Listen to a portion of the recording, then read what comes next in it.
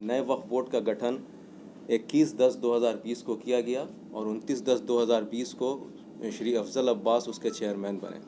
Chairman बनने के बाद उन्होंने वक्फ कानून को, जिसके तहत वक्फ चलता है, वो दरकिनार रखते हुए लगातार उसकी धज्जियां उड़ाते हुए कई मनमाने ऑर्डर पास किए। इनमें सबसे पहला उन्होंने किया, यहाँ पटना में नौज़र कटरा, पटना में एक वक्फ है 165 पटना, उसकी प्रॉपर्टी को उन्होंने उसी आदमी को लीज़ कर दिया अपने सिग्नेचर से, जिससे कि पूर्व के वक्फ बोर्ड ने वो प्रॉपर्टी कोर्ट में केस लड़कर छुड़वाई थी।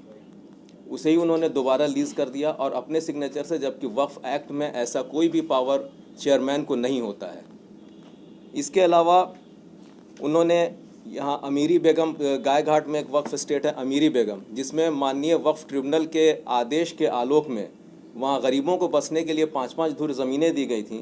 जैसे ही ये वहाँ पे चेयरमैन बने, इन्होंने पैसे उगाही के लिए वहाँ के लोगों को नोटिसें देनी शुरू कर दी, जिसके अगेंस्ट में कुछ लोगों ने वहाँ इनके against Patna honourable Patna high court में कंटेम्प्ट पिटीशन भी फाइल किया हुआ है। इनके एक शिकार हम भी खुद रहे हैं, क्योंकि हम एक अधिवक्ता भी हैं और बिहार स्टेट शिया वक्फ बोर्ड के 5 साल तक हम रिटेनर रहे और उस दौरान हमने काफ़ी कुछ वहाँ पे काफ़ी केसेस जीते वहाँ। लेकिन जब ये आए तो हमने रिज़ाइन किया वहाँ से। उसके बाद इन्होंने हमें तंग करना शुरू किया कि आप वहाँ मुतवल्ली क्यों हैं मस्जिद मुल्ला शादमान वक्फ स्टेट के। 2 बार इन्होंने हटाया, पहली बार बोर्ड ने हटाया, दूसरी बार इन्होंने सिर्फ एक मेंबर से मिल करके हमें हटाया। दोनों बार हमने माननीय वक्फ ट्रिब्यूनल में केसेस फाइल किए और दोनों बार जीते और आज उनकी नीतियों से तंग आकर हमने अपने मुतवल्ली पद से इस्तीफ़ा दे दिया, ताकि अफजल अब्बास के कृत्यों को सामने लाया जा सके। अफजल अब्बास के कृत्य इस तरह से बढ़ गए हैं कि पूरे बिहार की जनता काफ़ी परेशान हो चुकी है और इसी कारण आज की तारीख़ में हमारे सरकार से सिर्फ 5 सवाल हमारे हैं अफजल अब्बास से रिलेटेड, अफजल अब्बास और वक्फ बोर्ड से रिलेटेड। पहला सवाल कि क्या सरकारी पदों पर बैठे लोगों की सच्चाई की जांच कराना सरकार का काम नहीं है? दूसरा सवाल, क्या सरकार का काम कानून के अनुसार कार्य करना है या अपनी पार्टी के सदस्यों को बचाना है, क्योंकि अफजल अब्बास आज की तारीख़ में जदयू के ही सदस्य हैं। तीसरा सवाल, क्या वक्फ बोर्ड के सदस्यों का नोटिफिकेशन जारी करने से पहले सरकार उनके बारे में वेरिफिकेशन करती है?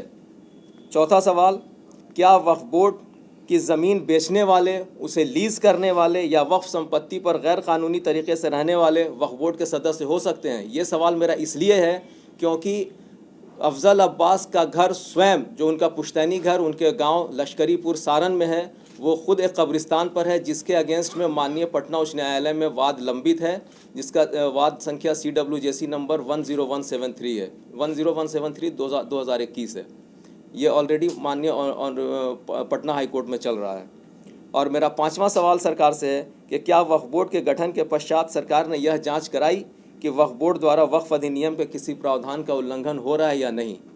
क्योंकि ये सरकार के पास पावर है section 99 of the Waqf act में कि वो चाहे तो ये जांच करा सकती है कि Waqf board in accordance with law चल रहा है या नहीं चल रहा है। सरकार के पास लगातार खबरें भेजी जा रही हैं कि वक्फ बोर्ड वक्फ अधिनियम के अनुकूल नहीं चल रहा है, इसके बावजूद सरकार कोई एक्शन नहीं ले रही है। इसलिए मेरा सरकार से अनुरोध है कि इस मामले में त्वरित कार्रवाई की जाए और किसी अफजल अब्बास के ख़िलाफ़ पूरी समुचित जांच कराई जाए। और साथ ही साथ मेरी अफजल अब्बास से मांग है कि वो अपने पद से इस्तीफ़ा दें, ताकि उनकी ज़मीन जो है उसकी जांच सही तरीके से कराई जाए। उनके अंदर अगर थोड़ी भी नैतिकता है तो वो इस्तीफ़ा दें, ताकि उनकी ज़मीन की जांच सही तरीके से कराई जा सके कि उनका घर कब्रिस्तान की ज़मीन पर है या नहीं। इसके अलावा वक्फ बोर्ड के और भी सदस्य ऐसे हैं जो कि कानून के विपरीत जाकर के वो सदस्य नॉमिनेट हुए हैं।